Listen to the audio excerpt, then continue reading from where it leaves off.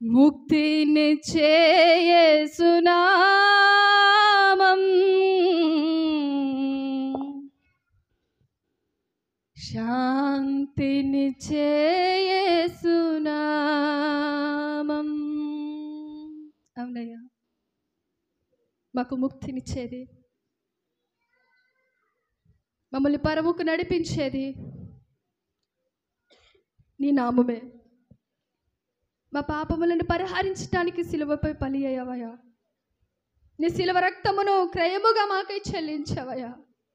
3వ దినమున మా కొరకు మృతిని జయించి తిరిగి లేచి పరలోకానికి ఆరోహణమై తిరిగి మరలా వచ్చి మా కొరకు స్థలాన్ని సిద్ధపరిచి మమ్మల్ని అక్కడికి తీసుకువెళ్తానని మాకు వాగ్దానము చేసిన వాడా, మీకు స్తోత్రాలు. అట్టి గొప్పదైన నీ నామాన్ని మేము కలిగి ఉన్నాము తండ్రి, నీకు స్తోత్రాలు. అందుకై మీకు వందనాలయ్యా. నీ నామాన్ని స్తుతించడానికి, నీ సన్నిధిలో ఆరాధించడానికి మమ్మల్ని తీసుకొచ్చి నీ సన్నిధిలో నిలవబెట్టినందుకే మీకు స్తోత్రాలు చెల్లిస్తూ ఉన్నాను. మీకు వందనాలు దేవా, మీకు స్తోత్రాలు చెల్లిస్తూ ఉన్నాను తండ్రి. పరిశుద్ధుడా, నీకు స్తోత్రాలు. ఈ విశ్రాంతి దినమున ఎంతో మంది దౌర్భాగ్యంతో కోల్పోయిన వారు లేకపోలేదయ్యా. అట్టి ఆత్మీయ దౌర్భాగ్యతలోనికి మాలో ఏ ఒక్కరు పడిపోకుండా, మమ్మల్ని నశించిపోకుండా లేవనెత్తమని ప్రార్థిస్తూ ఉన్నాను దేవా, నీకు స్తోత్రాలు. అన్నిటికంటే ప్రమాదకరమైనదయ్యా ఆత్మీయ దౌర్భాగ్యత. అట్టిది మాలో ఏ ఒక్కరికి లేకుండా మమ్మల్ని లేవనెత్తవా ప్రభువా, మీకు స్తోత్రాలు. ఈ లోకంలో ఉన్నంతకాలము మా శేష జీవితకాలం అంతా నిజంగా తండ్రి నీ నామములోని ఆనందం, నీ సన్నిధిలో సంతోషించడంలోనే, నీ సన్నిధిలో ఆరాధించడంలోనే సంతోషమయ్యా. ఈ లోకంలో ఎన్ని శ్రమలు మాకున్నా, ఎన్ని బాధలు మాకున్నా, ఎంతమంది ఏ విధంగా మమ్మల్ని బాధిస్తున్నా, నిజముగా తండ్రి నీ సన్నిధిలో భక్తులు పాడినట్లుగా సంపూర్ణ సంతోషమయ్యా, నీకు వందనాలు. నేను ఆరాధించటంలో ఎంతో ఆనందము తండ్రి. ఈ ఆనందం ఇక్కడ మాత్రమే కాదయ్యా. అయ్యా, మా శేష జీవితం అంతా మా ఆత్మీయతను మేము కాపాడుకుంటూ నీ నిత్య రాజ్యంలో వారసులైనప్పుడు తండ్రి, అక్కడ కూడా నిత్యము వేవేల కోట్ల దూతలతో పరిశుద్ధుడు పరిశుద్ధుడు పరిశుద్ధుడు అని నిత్యము నేను స్తుతించే ఆనందములో మమ్మల్ని కూడా అయ్యా నీ సన్నిధిలో, నీ రాజ్యములో నాయన చూడటానికి, మా ఆత్మీయతను పెంపొందించుకోవడానికి నీ కృప సహాయము చేయండి అయ్యా. అట్టి రీతిగా ఈ భూమిపై మేము పాటుపడడానికి సహాయము చేయదేవా, నీకు స్తోత్రాలు, నీకు వందనాలు చెల్లిస్తున్నాను. నిజంగా మొదట నీ నీతిని, నీ రాజ్యాన్ని వెతకమన్నావు, ఆ తర్వాత మేము అడిగినవి ఇస్తానన్నావు. కానీ నాయన మా దృష్టి మొదటగా దావీదు నాయన అన్నట్లుగా అయ్యా నీ కొరకు నాయన మమ్మల్ని మేము నాయన ఆశపడినట్లుగా మాకు సహాయము చేయండి దేవా, నీకు స్తోత్రాలు. నీ ఇంటిని గూర్చిన ఆసక్తి మమ్మల్ని భక్షించినట్లుగా, నిన్ను గూర్చిన ఆసక్తితో మేము నాయన ఈ లోకంలో కొనసాగున్నట్లుగా నీ కృప సహాయం చేసి అట్టి ఆత్మీయతలోనికి మమ్మల్ని నడిపించి నీ కృప ద్వారా బలపరచమని యేసు అతి పరిశుద్ధ నామమున ఈ కొద్ది ఆరాధన మీకు అర్పించి అడిగి వేడుకొనుచున్నాను తండ్రి. ఆమేన్, ఆమేన్. హల్లెలూయా. దయచేసి అందరూ కూర్చుందాం ప్రియులరా, అందరూ కూర్చుందాం. దేవుని ఉన్నతమైన పరిశుద్ధమైన శ్రేష్ఠ నామానికి మహిమ కలుగునగాక. 2025వ సంవత్సరం మార్చి నెల 23వ తేదీ ఆదివారపు ఆరాధన కొరకై ఆసక్తి కలిగి కూడి వచ్చిన మీ అందరిని బట్టి నేను ప్రభుని స్తుతిస్తూ మీ అందరికీ నా హృదయపూర్వకమైన వందనాలు తెలియజేస్తున్నాను ప్రియులరా. అందరికీ ప్రభు పేరట వందనాలు, అందరికీ వందనాలు. మరొక వారం ఈ రీతిగా మనం కలుసుకొని ప్రభు సన్నిధిలో పాడి స్తుతిస్తూ ప్రభు చేసిన కార్యాలను బట్టి కృతజ్ఞతతో సాక్ష్యమిస్తూ 16వ కీర్తన చదువుకొని ప్రియులరా మనం ప్రభుని ఆరాధించుటకు, శక్తి కలిగినటువంటి యేసు నామమును బట్టి ఆనందించుటకు మన ప్రభు మనకు మరొక మంచి సమయాన్ని అవకాశంగా ఇచ్చారు. దానిని బట్టి దేవునికి స్తోత్రం కలుగునుగాక. మీ అందరికీ తెలిసినట్లుగా కేవలం ఆదివారం మాత్రమే కాక మార్చి 5వ తేదీ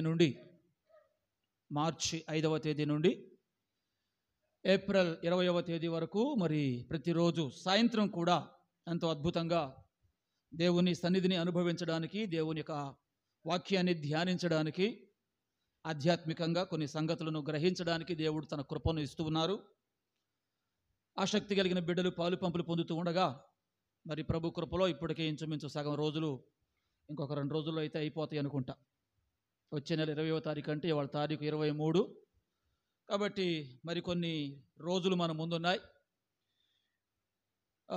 వచ్చేవారు ఎలాగో వస్తున్నారు, రానివారు ఆగక క్రమంగా మీరు రాగలిగితే అది మీకు కూడా దీవెనకరం, ఆశీర్వాదకరం. అలాగే వచ్చుచున్న వారు మధ్యలో మీరు డ్రాప్ అయితే మెసేజెస్ యొక్క లింక్ కట్ అవుతుంది, సందేశం మీకు సరిగా అర్థం కాకపోవడానికి అవకాశం ఉంటుంది. కాబట్టి ఈరోజు చెప్పిన వాక్యానికి అనుగుణంగా రేపు చెప్పిన దానికి ఎల్లుండి అలాగున ఒక క్రమంలో బైబిల్ తరగతిని పెట్టుకున్నాం కదా మనం పేరు. కాబట్టి మధ్యలో మీరు మిస్ అవ్వకుండా ఉండడం కోసం మరి మిగిలిన రోజులు కూడా మీరు అందరూ కూడా ప్రయత్నం చేయాలని, అందరూ కూడా రావడానికి ఆసక్తిని మీరు వ్యక్తపరచగలిగితే అది మీ ఆధ్యాత్మిక జీవితానికి దీవెనకరమని ప్రభు పేరట ప్రేమతో మరోసారి మీకు నేను జ్ఞాపకం చేస్తూ ఉన్నాను. ఇంకా మన ఆదివారపు ఆరాధనకు రావాల్సిన మన ప్రియులు ఇంకా చాలామంది ఉన్నారు. అందులో కొంతమంది రాత్రి వచ్చేవారు, పగలు రాలేట్టుగా ఉన్నారు. రాత్రి పగలు కూడా ఏం రామయ్య గారు అన్నట్టుగా ఉన్నారేమో కొద్దిమంది. ఇంకా కొంతమంది పోయిన ఆదివారం చాలామంది మిస్ అయ్యారు. చాలామంది ఆదివారం మిస్ అయినప్పుడు కనీసం రాత్రులు జరిగే కార్యక్రమాలైనా వినియోగించుకోవాలి. అది లేదు ఇది లేదు అన్నట్టుగా ఉంటున్నారు. దయచేసి అది మీకు మంచిది కాదు. దేవుని సమయం దేవుని కొరకు మనం కేటాయించాలి. రెండోది, పోయిన వారం ఏ వాక్యం అయితే మనం ధ్యానం చేసామో దానికి మీరు చాలా భిన్నంగా ఉన్నారు. సమాజముగా కూడుట మానోద్ర బాబు అని చెప్పేసి నేను ఎత్తి నోరు బాదుకుంటూ వాగితే ఇక్కడ మీరేదో అనుకుంటానే ఉండండి పాస్టర్ గారు, మేము మాత్రం వీలైతేనే వస్తాం, ఇష్టమైతేనే వస్తాం, రావాలనిపిస్తేనే వస్తాం, మాకేమి లేకపోతే వస్తాం, ఏమాత్రం చిన్నది దొరికినా దాన్ని పట్టుకొని ఏవండి అన్నట్టుగా వ్యక్తపరుస్తున్నారు. అది ఎలా ఉందంటే చెమిటోడి ముందు శంఖం ఊదినట్టుగా అనిపిస్తుంది నాకు. చెప్పే వాక్యానికి తగిన రీతిలో స్పందించినప్పుడు ప్రియమైన వారులరా కొంచెం దానికి మనం దేవునికి లెక్క అప్పగించాల్సి ఉంటుంది. కాబట్టి మనం వింటున్న దానికి తగినట్లుగా స్పందించాలి.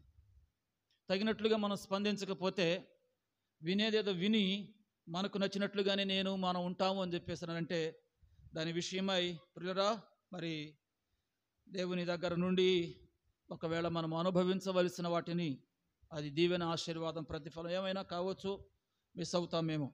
కాబట్టి అది మీరు పోగొట్టుకోకూడదని మిమ్మల్ని ప్రేమించి ప్రభు పేరట మిమ్మల్ని హెచ్చరిస్తున్నాను, మీకు నేను జ్ఞాపకం చేస్తున్నాను. కాబట్టి ఈ విషయాన్ని మీ జ్ఞాపకాల్లో ఉంచుకొని ఇంకా మన ముందున్నటువంటి దినాలలో తప్పక పాలు పంపులు పొందుతూ దైవ దీవెన ఆశీర్వాదాలు పొందుకోనండి. దేవుని స్తోత్రం కలుగునుగాక. మంచిది. ఈ సమయంలో దేవుని యొక్క వాక్యాన్ని మనం చదువుకుందాం. ఈరోజు మనం ధ్యానం చేసే అంశం ఆల్రెడీ మీరంతా చూశారు. అలాగే కొంతమంది మీ స్టేటస్లో కూడా పెట్టారు. కొంతమందికి పెట్టాలనిపిస్తే పెడతారు, కొంతమంది పెట్టరు. అది వాళ్ళ ఇష్టం, వాళ్ళ వ్యక్తిగతం. కానీ కొద్దిమంది బిడ్డలు ప్రతిరోజు ఏదైతే మన గ్రూపులో మరి ఫార్వర్డ్ చేయబడుతుందో దానిని పెడుతున్నారు. దాన్ని బట్టి కూడా నేను ప్రభుని స్తుతిస్తున్నాను. అపోస్తులైన పౌలు కొరింథీయులకు రాసినటువంటి మొదటి పత్రిక 10వ అధ్యాయము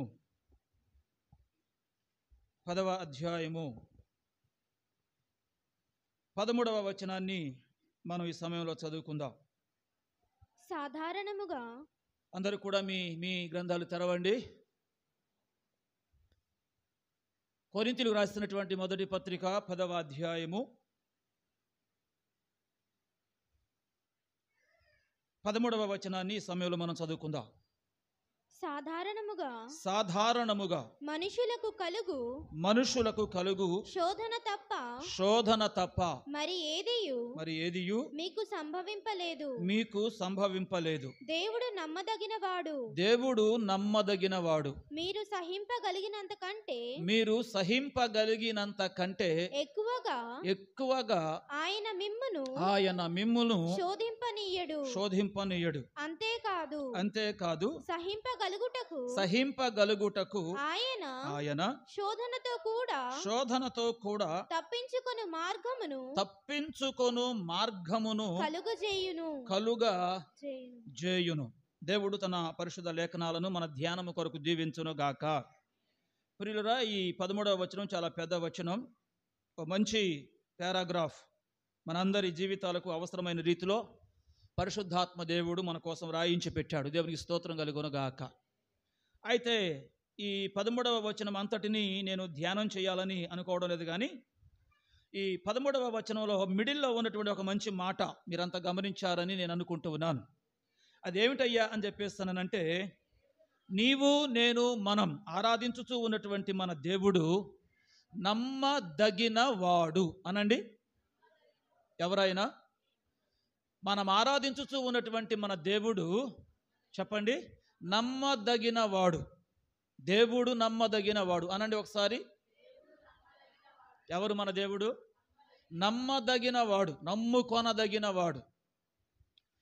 ఈ మధ్యాహ్నపు వేళ ఈ అంశం మీద కొద్దిసేపు దేవుని యొక్క వాక్యాన్ని మనం ధ్యానం చేసుకుందాం. మనుషులు ఎవరిని నమ్మాలి, ఎవరిని నమ్మకూడదు? ఎవరిని నమ్మాలి, ఎవరిని నమ్మకూడదు? నమ్మదగిన వారు ఎవరైనా ఉన్నారా? నమ్ముకొనదగిన వారు ఎవరైనా ఉన్నారా? దేవుని యొక్క వాక్య భాగంలో ఈ విషయమై మనందరికీ ఒక కనువిప్పు కలగడానికి, ఒక గ్రహింపు కలగడానికి పరిశుద్ధాత్మ దేవుడు ప్రియమైన వారిలో ఎన్నో విషయాలు మన కోసం రాయించి పెట్టాడు. దేవుడు నమ్మదగిన వాడు. నమ్మదగిన దేవుడైనటువంటి యెహోవాను ప్రియమైన వారులరా, ఈ రోజున నీవు నేను మనమందరం కలిగి ఉండడం అది మనందరికీ ఎంతో దీవెనకరం, ఆశీర్వాదకరం. సామెతల గ్రంథకర్త ఒక మాట అంటాడు. ఒకసారి 20వ అధ్యాయము సామెతల గ్రంథాన్ని మనం పరిశీలన చేసినట్లయితే 6వ వచనం ఒకసారి చదువుతారా? దయచూపు వానిని కలుసుకొనుట అనేకులకు తటస్థించును. నమ్ముకొనదగిన వాడు ఎవరికి కనబడును. ఎవరంటండి? నమ్మదగిన వాడు ఎవరికి కనబడును. ఎవరికి కనబడును నమ్మదగిన వాడు? ఎవరున్నారు నమ్మదగిన వారు? ఎవరిని నమ్మాలి? నమ్మితే నమ్మినందుకు తగిన ఫలం ఏమైనా కలుగుతూ ఉందా? ప్రయోజనం ఏమైనా చేకూర్చబడతా ఉందా అనేది ఈ పూట మనం ఆలోచించుకోవాల్సిన వారమైంటూ ఉన్నాం. నమ్మకము అనేది చాలా ప్రాముఖ్యమైనది. నమ్మకము అనేది చాలా శ్రేష్టమైన గుణం. ప్రియులరా, నమ్మకత్వాన్ని గనక కోల్పోతే జీవితకాలం అంతా కూడా దాని యొక్క పర్యవసానాన్ని అనుభవించవలసిందే. దేవునికి స్తోత్రం. ఏ విషయంలోనైనా సరే, ఎవరైనా సరే ఒక వ్యక్తిని నమ్మినప్పుడు, నమ్మిన దానిని బట్టి నమ్మిన వారిని గనక మోసం చేస్తే రెండవసారి ఆ మనిషిని నమ్మాలి అని చెప్పేస్తానంటే నమ్మబుద్ధి కాదు. నమ్మకము అనేది చాలా శ్రేష్టమైన లక్షణం. ఒక వ్యక్తిని మనం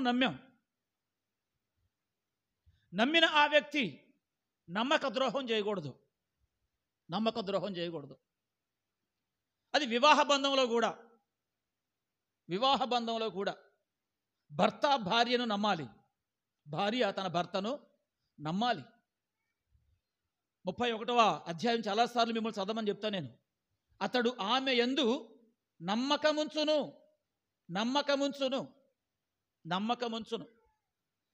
ఈ రోజున చాలా కుటుంబాలలో నమ్మకత్వము అనేటటువంటిది కోల్పోబడింది. నమ్మేటట్టుగా పరిస్థితులు కనబడట్లా. నమ్మించాలని కొన్నిసార్లు ఎంత మాట్లాడినా, ఎంత బాగా పలికినా, క్రీస్తునందు ప్రియమైన వారులరా, ఒక్కసారి నమ్మకత్వాన్ని కోల్పోతే ఇక జీవిత కాలం ఆ యొక్క అనుమానపు పిశాచి వ్యక్తులను పట్టి వెంటాడుతూనే ఉంటుంది, పీడిస్తూనే ఉంటుంది. అందుచేత నమ్మకత్వాన్ని కోల్పోకూడదు. నీ భార్య నిన్ను నమ్మిందా? నీ నమ్మకత్వాన్ని కోల్పోకూడదు. నీ తల్లిదండ్రులు మిమ్మల్ని నమ్మారా? మీ నమ్మకత్వాన్ని కోల్పోకూడదు. మీ భర్త మిమ్మల్ని నమ్మాడా? మీ నమ్మకత్వాన్ని అతగాడు కోల్పోకూడదు. దానికి భిన్నంగా ఎవరు ఎన్ని రకాల మాటలు మాట్లాడినా, పదాలు పలికినా, క్రీస్తునందు ప్రేమైన వాడు గిట్టగా మాట్లాడుతున్నాడు అని చెప్పేసి అని ఆ భర్త అయినా, ఆ భార్య అయినా, తల్లిదండ్రులైనా, లేకపోతే ఇంకొకళ్ళైనా అలా అనుకోవాల్సిందే. కాబట్టి ఇది జరిగి ఉండొచ్చు అంటారా? ఇది అవునంటారా? అయ్యో అని చెప్పేసి అని సందేహం అనేది మనసులో కలిగిందనుకోండి, అది జీవిత కాలం వెంటాడుతుంది. జీవిత కాలం వెంటాడుతుంది. కాబట్టి నమ్మదగిన వాడు ఎవరికి కనబడతాడు? అసలు నమ్మదగిన వారెవరు? ఎవరిని నమ్మాలి, ఎవరిని నమ్మకూడదు? ఈ రీతిగా దేవుని యొక్క లేఖనాన్ని మనం పరిశీలన చేస్తే ప్రియమైన వారురా, కీర్తనకారుడు అంటాడు, ఆ రెఫరెన్స్ అన్ని ఇప్పుడు మీకు వివరంగా చూపించడానికి సమయం చాలదు, కానీ మనుషులను నమ్ముకున్నట కంటే ఏమంటే యెహోవాను ఆశ్రయించుట మేలు అన్నాడు. రాజులను నమ్ముకున్నట కంటే యెహోవాను ఆశ్రయించుట మేలు అన్నాడు. చాలాసార్లు మనం చేసే తప్పదే. నమ్మవలసిన దేవుణ్ణేమో నమ్మకూడని మనుషులనేమో బాగా నమ్ముతాం. అది మన బలహీనత. ఈ మన బలహీనతను ఆధారం చేసుకొని సొమ్ము చేసుకునే వాళ్ళు, మోసపుచ్చే వాళ్ళు లోకంలో చాలామంది కూర్చున్నారు. కాబట్టి ప్రియమైన వారులరా, ఈ మధ్యాహ్న కాల సమయంలో మనం అందరం కాస్త ఎలర్ట్ అవ్వడానికి, ఎవరిని నమ్మాలి, నమ్మదగిన వాడు ఎవరికి కనబడును, నమ్ముకొనదగిన వాడు ఎవడు? బైబిల్లో ఉంటుంది, మనం ఆరాధించేటటువంటి మన దేవుడు ఆపత్కాలములో నమ్ముకొనదగిన సహాయుడు అని చెప్పేసి దేవుని యొక్క వాక్య భాగంలో మనం చూస్తాం. కాబట్టి నమ్మదగిన దేవుడైనటువంటి మన ప్రభువును మనం నమ్మాం చూశారు. మనం నమ్మామని ఆయన కూడా మనల్ని నమ్మాడు చూశారు. దేవునికి స్తోత్రం. నమ్మారా మీరంతా? ఏమండి, నమ్మిన వాళ్ళు ఒకసారి స్తోత్రం చెప్పండి. ఏమండి, మీరు నమ్మారని చెప్పేసి ప్రభువు కూడా మిమ్మల్ని నమ్మాడు. మిమ్మల్ని నమ్మాడు. మీరు దేవుణ్ణి నమ్మారు, దేవుడు మిమ్మల్ని నమ్మాడు. మీరు దేవుణ్ణి నమ్మినందుకు దేవుడు మీకు ఏమైనా అన్యాయం చేశాడా? దేవుడు మిమ్మల్ని ఏమైనా మోసం చేశాడా? దేవుడు మీకు చేయాల్సింది ఏమైనా చేయకోకుండా ఆగిపోయాడా? స్తోత్రం చెప్పండి ఒకసారి. లేదు కదా. మరి మనం ఆయనను నమ్మామని ఆయన కూడా నమ్మాడు. అర్థమైందా? మనం ఆయనను నమ్మామని ఆయన కూడా మనలను నమ్మాడా లేదా? మరి ఆయన నమ్మినటువంటి ఆయనను మనమేం చేస్తున్నాం? మనమేం చేస్తున్నాం?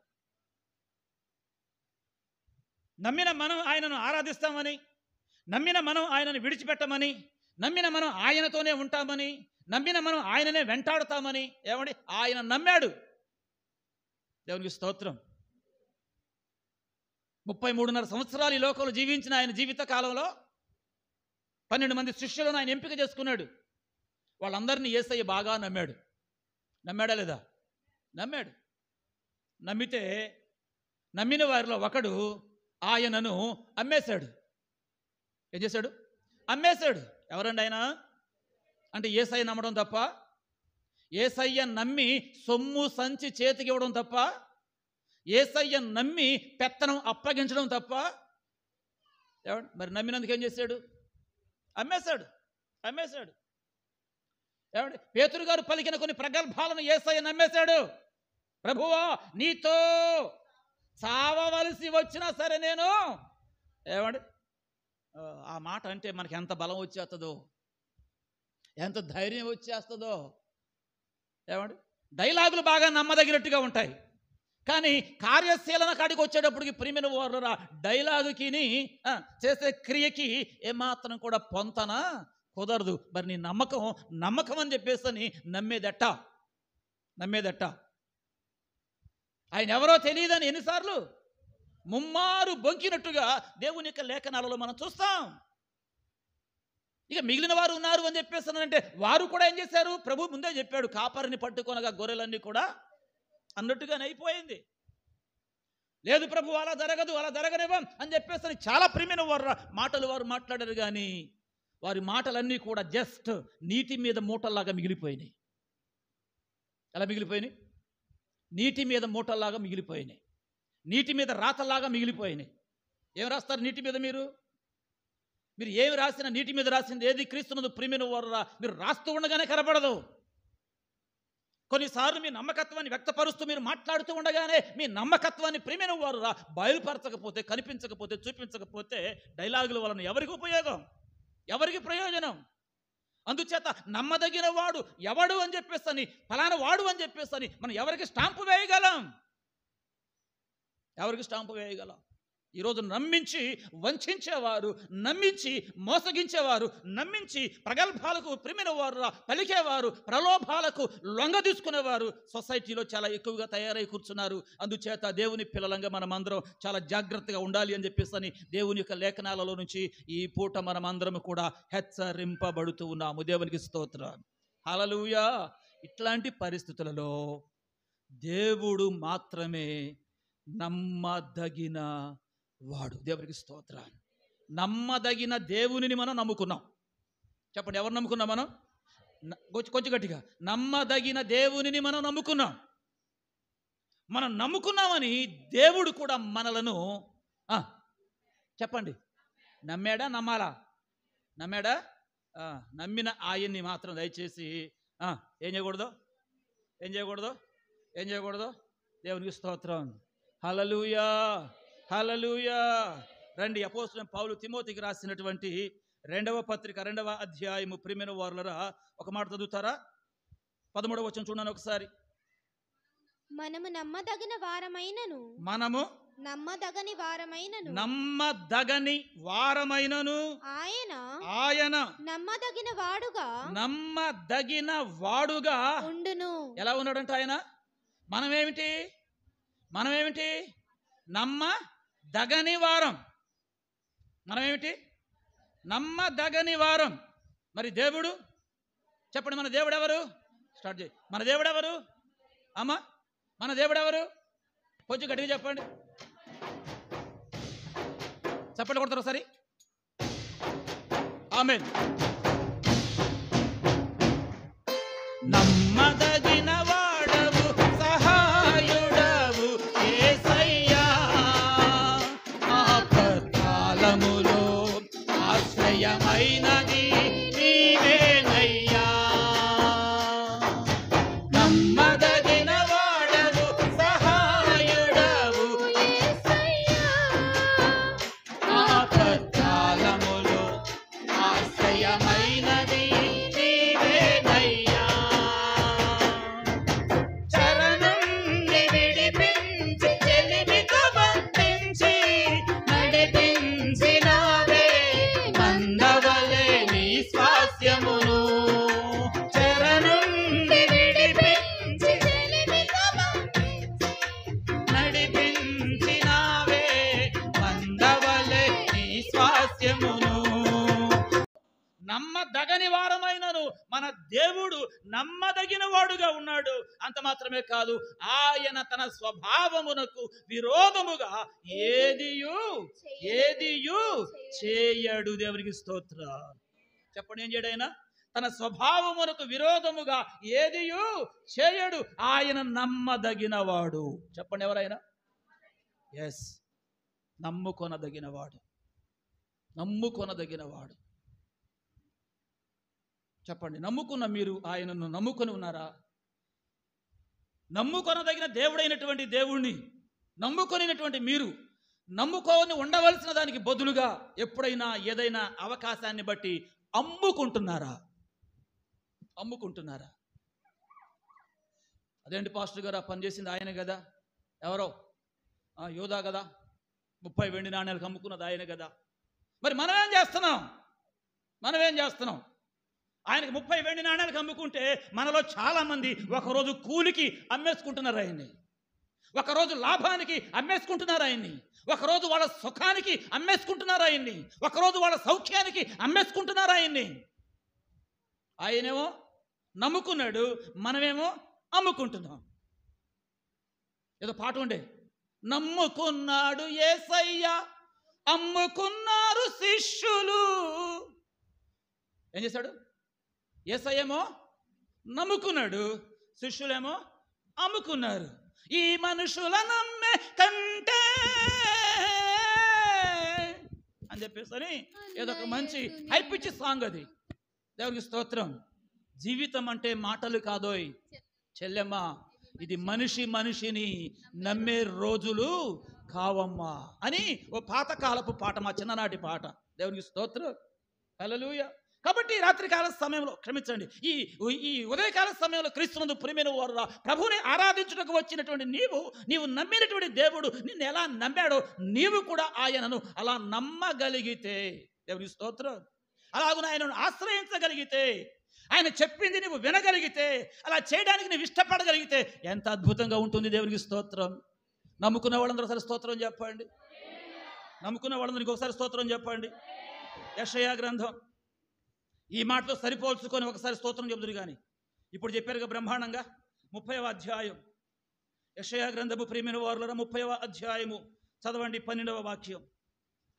అందుచేతను ఇశ్రాయేలు యొక్క పరిశుద్ధ దేవుడు ఇలాగు సెలవిచ్చుచున్నాడు, మీరు ఈ వాక్యము వద్దని త్రోసివేసి బలత్కారమును కృత్రిమమును నమ్ముకొని అట్టి వాటిని ఆధారము చేసుకొంటిరి గనుక ఈ దోషము మీకు ఎత్తైన గోడ నుండి జోగి పడబోవుచున్న గోడ అండవలే అగును. అది ఒక్క క్షణములోనే హఠాత్తుగా పడిపోవును. ఏమైపోతుంది? పడిపోవును. హఠాత్తుగా పడిపోవును. ఏమిటది పడిపోయేది?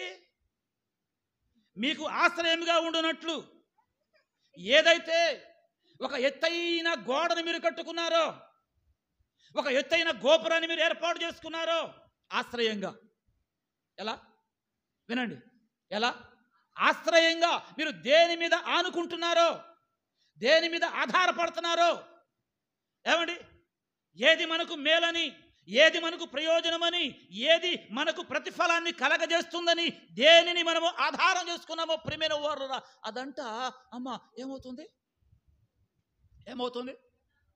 ఏముంది అక్కడ? గమనించారు మీరు ఆ మాటని? ఈ దోషము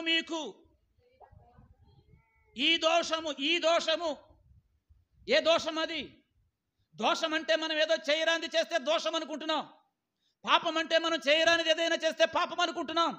తప్పు అంటే చేయరానిది ఏదైనా చేస్తే తప్పు అనుకుంటున్నాం. కానీ క్రీస్తునందు ప్రియమైన వారులారా, చాలా సార్లు దేవుని పిల్లలమైన మనం, దేవునిని నమ్ముకొనిన మనము, దేవుని యందు భయభక్తులు కలిగి జీవించుతూ ఉన్నటువంటి మనము మనకు తెలియకోకుండానే ఒక తప్పు చేస్తూ ఉన్నాం.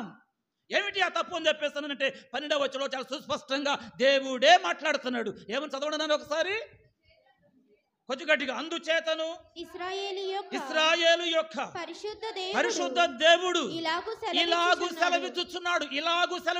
ఏమని? మీరు ఈ వాక్యము వద్దని త్రోసివేసి ఏమంటున్నారంటండి? ఈ వాక్యము ఏమని? వద్దని. ఏమొద్దని? వాక్యము వద్దని. ఏమొద్దని?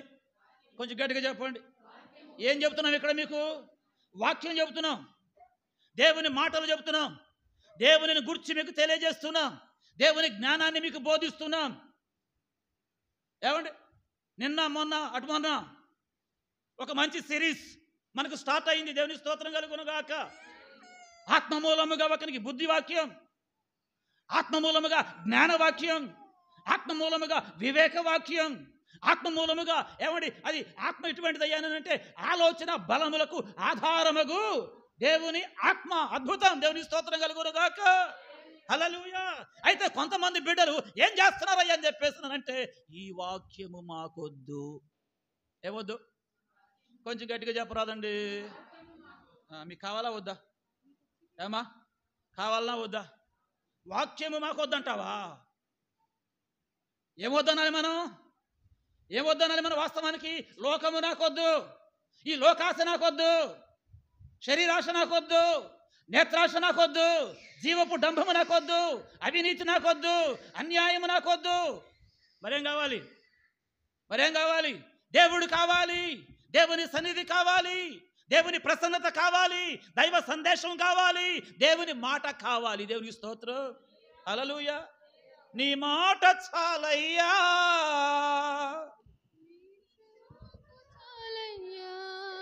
చాలు కాబట్టి వద్దు, సరిపోయింది,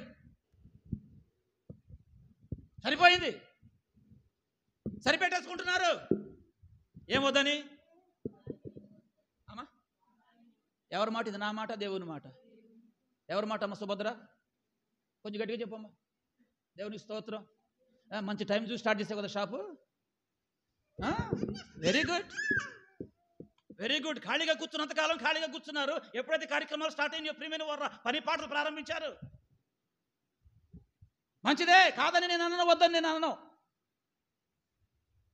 కానీ ఈ వచనాన్ని బట్టి నాకు అర్థమయ్యింది, మీకు అర్థమైతే ప్రియమైన వారు, ఆ దోషం నేను మీరు చేయక ఉంటామనేటటువంటి ఒక సదుద్దేశంతో ఈ మాటలను మీ దృష్టికి తీసుకొస్తున్నాను. మీ అందరికి వందనాలండి బాబు, వందనాలు మీకు కూడా. చెప్పండి, జనులు ఏమంటున్నారంట? అమ్మా ఏమంటున్నారంట? ఈ వాక్యము మాకొద్దు. మీరు ఎంతమంది అంటారు ఈ మాట? అన్నాడు. ఏమొద్దు? హల్లెలూయా. చాలామంది మన దగ్గర నుంచి పాస్టర్ గారు మాకు వద్దని చెప్పేసి వెళ్ళిపోయారు. ఏమండి? ఈ సంఘం మాకు వద్దని వెళ్ళిపోయారు, ఈ బోధ మాకు వద్దని వెళ్ళిపోయారు, ఈ ప్రసంగాలు మాకు ఏమండి పడట్ల, మాకు పడట్ల. కొన్ని పడవు. టాబ్లెట్స్ చూడండి, కొన్ని పడవు. టాబ్లెట్స్ కొన్ని పడవు, పడతాయా? అందుకోసం చెప్పేసి ముందేం చేస్తారంటే టెస్ట్ చేస్తారు. అమ్మ ఆ కుర్చీ తీసుకుని చివరేసుకో తల్లి. మరియమ్మ గారు ఇబ్బంది పడుతున్నారు మీరు. ఆవిడకి వాక్యం బాగా కావాలంటే దేవుని స్తోత్రం కలుగునుగాక. ఏమండి? వాక్యం కావాల్సిన వాళ్ళకి ఏమో చెప్పేవాడు లేడు, చెప్పేవాడు ఉన్న చోటుకేమో జనాలు రారు. ఏమండి? అక్కడ ఒకళ్ళు కళ్ళజోళ్ళు, తర్వాత ఈ సీట్ కవర్లు అయ్యే అమ్ముతారు వాళ్ళు. వాళ్ళు కూడా ఎక్కడికి వెళ్తున్నారు ఒక సంఘానికి.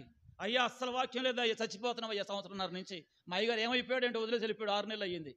మరి రెండమ్మా. మా అయ్యగారు ఏమనుకోడు. అయ్యగారు లేకపోయినా అక్కడికి వెళ్తాడు కానీ, వాక్యం లేకపోయినా అక్కడికి వెళ్తాడు కానీ వాక్యం కోసం మాత్రం కదిలి రారంట. కానీ వాక్యం వినాలని ఉందయ్యా అని చెప్పేసి నన్ను అంటున్నారు మళ్ళీ. ఓకే, దేవునికి స్తోత్రం. అమ్మ చెప్పండి, జనులు ఏమంటున్నారు? అనవచ్చా? ఉన్నారా మీరంతా ఇక్కడ? అనవచ్చా? ఈ వాక్యము మాకు వద్దు అని అనవచ్చా? వాక్యము వద్దు అని అంటున్నాము అని చెప్పేస్తానంటే, వాక్యం అంటే ఎవరు?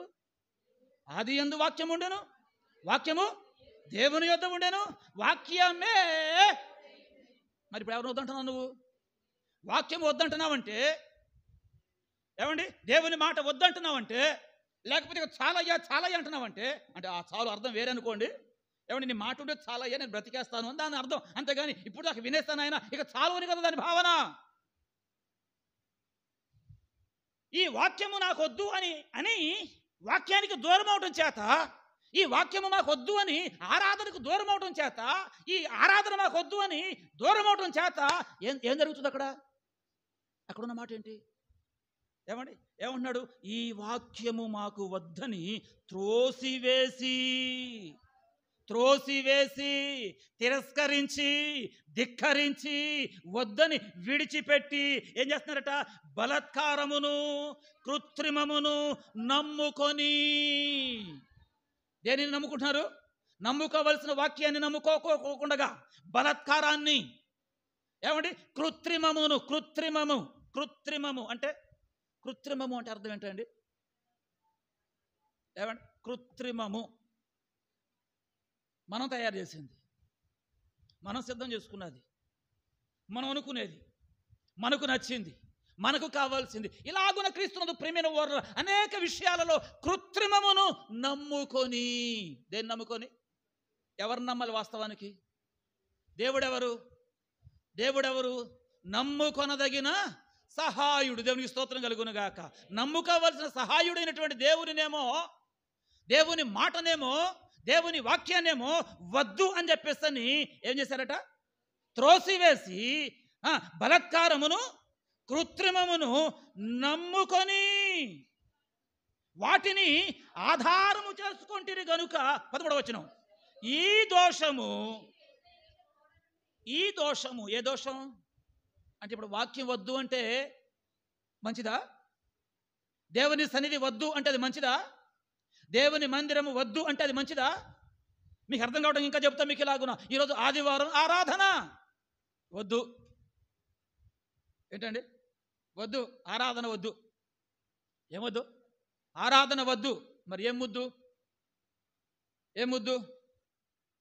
ఏమండి? నా చిన్న మానవుడు చెప్తున్నాను నేను, రేయ్ తూతు వద్దు, అన్నం ముద్దు. ఏంటండి? తూతు వద్దు. తూతు పాలు పొద్దాక మాట్లాడితే మమ్మీ తూతు. ఇది కూడా ఇప్పుడు కొంచెం పర్లేదులే. ఏమండి? తూతు వద్దు, అన్నం ముద్దు. దేవునికి స్తోత్రం.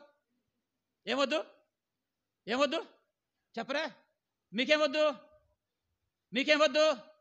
వాక్యం వద్దు, ఆదివారం ఆరాధన వద్దు. మరేం కావాలి? ఏమండి? పోయిన వారం ఇంచుమించు ఇక్కడ ఉన్న వాళ్ళు సగం మంది లేరు ఇంచుమించు. ఏమండి? మీరు ఈ ఆరాధన వద్దని చెప్పేసి ఏం ముద్దని చెప్పేసి ఎక్కడికి వెళ్ళారు మీరంతా? ఏమండి? ఇప్పుడు ఎంతమంది ఉన్నా కూడా ఇంచుమించు క్రీస్తునందు ప్రియమైన వారు ఒక 70% ఉన్నాం, ఒక 30% ఇంకా రాలా ఈ పూట కూడా. ఏడమ్మా ఇప్పుడు ఇందాక కనపడ్డాడుగా నాకు, అక్కడ ఇందాక కనపడ్డాడుగా. ఏడి అంకులా? మీరు అట్ట అడగబాకుండా అంకులా, అవన్నీ నాకేం తెలుసు అంకులా. ఓ పెంకులా, వచ్చిన వాళ్ళ మీద వచ్చాక మాకు చెప్పరాదు 4 ముక్కలు. హల్లెలూయా. రా, వచ్చిందేదా వచ్చాక మేము మాకు చెప్పరాదు 4 ముక్కలు. రానోళ్ళ సంగతి ఎందుకు నీకు? వస్తే వస్తారు, లేకపోతే లేదు. ఏం పార్వతి ఎంతగా రాలేదంటే కూడా అడగకూడదు. హల్లెలూయా. చెబుదాం గట్టిగా. నాకు అప్పుడప్పుడు డౌటు, ఈ సంఘస్థులు మన సంఘానికి వచ్చే వాళ్ళందరూ నా సంఘం వస్తారు, లేకపోతే వీళ్ళకి ఇంకో వేరే సంఘం కూడా ఉందని నాకు పెద్ద డౌటు. ఎందుకంటే ఒక సంఘానికి సంబంధించిన అనుకోండి, ఆ సంఘానికే చచ్చినా బతుకైనా ఏమైనా సరే. ఏదో సామెత చెప్తారు చూడండి, 2 ఏంటది మాట ఏదో అంటారు సామెత. ఏంటది? 3 ఎడ్లు ఉండేవాళ్ళు నేను. గట్టిగా చెప్పండి. 3 ఎడ్లు ఉండేవాళ్ళు నేను. చెప్పు మాలయ్య. ఎవరు నమ్మకూడదు సురేష్? గట్టిగా చెప్పండి. మన ఏదో పెద్ద మనిషి ఉన్నారు ఇక్కడ, చెప్పండి, కొంచెం గట్టిగా చెప్పండి. ఎవరు నమ్మకూడదు? 3 ఎడ్లు ఉన్నవాడు నేను. సర్లే, మీలో మీరు అనుకోండి. ఏం చేయకూడదట? నమ్మకూడదట. అట్టాగే 2 సంఘాలు కలిగి ఉంటే అంతే సంగతిలో. ఏమండి? ఒక ఆదివారం ఈ సంఘానికి వచ్చి ఇంకొక ఆదివారం ఇంకొక సంఘానికి వెళ్తే మీరు ఏ సంఘం? ఎవరు బాధ్యత తీసుకోవాలి మీకోసం? ఎవరు ప్రార్థన చేయాలి మీకోసం? ఏమండి? వాడెవడో ఒకడు అడుక్కునేవాడంట, ఏమండి ఇందులో బాగా జనం ఉంటారో అందులో బాగా జనం ఉంటారో అని చెప్పేసి అని, దానిలోక దీనిలోక ఇందులో ఎక్కితే బాగా డబ్బులు వస్తాయి అని చెప్పేసి అని 2 పడవల మీద బయలుదేరే ముందు ఇందులో ఎక్కువ ఉంటే ఇందులో అడుగు పెడతాం, ఇందులో ఎక్కువ ఉంటే ఇందులో అడుగు పెడతాం అని చెప్పేసి అని 2 మీద వేసాడంట కాలు. ఏమైనా ఒకటి తర్వాత ఒకటి బయలుదేరితే అనుకున్నాడు. తీరా చూస్తే 2 ఒక్కసారి బయలుదేరాడు. ఏమయ్యాడు? జాగ్రత్త. దేవునికి స్తోత్రం. హల్లెలూయా. ప్రతి వ్యక్తికి క్రీస్తునందు ప్రియమైన వారు కొన్ని వ్యక్తిగతంగా ఉండవలసినవి ఒకటే ఉండాలి. 2 ఫోన్లు ఉండొచ్చు, తప్పలేదు. 2 ఇల్లు ఉండకూడదు. ఏమండి? మీకు బోధకులు 10,000 మంది ఉన్నాను, మీ తండ్రి ఒక్కడే, మీ కాపరి ఒక్కడే, మీ సంఘం ఒకటే. బోధకులు 10,000 మంది ఉండనివ్వండి. ఎవరెవరో వస్తారు, ఖమ్మంలో మీటింగ్స్ పెడతారు, ఉండనివ్వండి,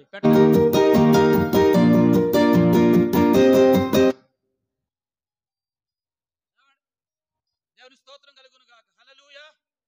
హల్లెలూయా. కాబట్టి క్రీస్తునందు ప్రియమైన వారులారా, ఈ